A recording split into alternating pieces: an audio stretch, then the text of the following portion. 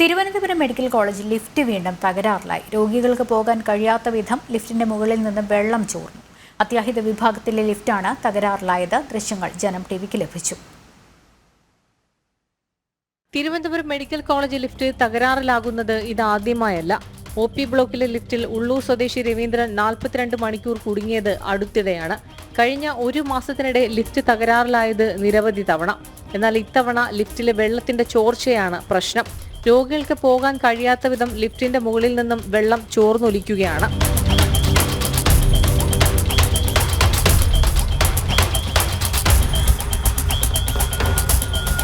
അത്യാഹിത വിഭാഗം പോലെ ഏറ്റവും പ്രധാനപ്പെട്ട വിഭാഗങ്ങളിലെ ലിഫ്റ്റാണ് തുടർച്ചയായി പണി മുടക്കുന്നത്. വെള്ളത്തിന്റെ ചോർച്ച താൽക്കാലികമായി തടയാൻ ബക്കറ്റുകളിൽ വെള്ളം ശേഖരിച്ച് പുറത്തേക്ക് ഒഴുക്കുകയാണ്.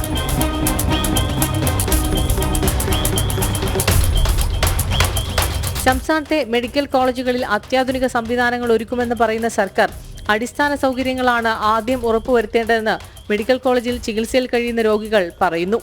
രശ്മി കാർത്തിക, ജനം, തിരുവനന്തപുരം.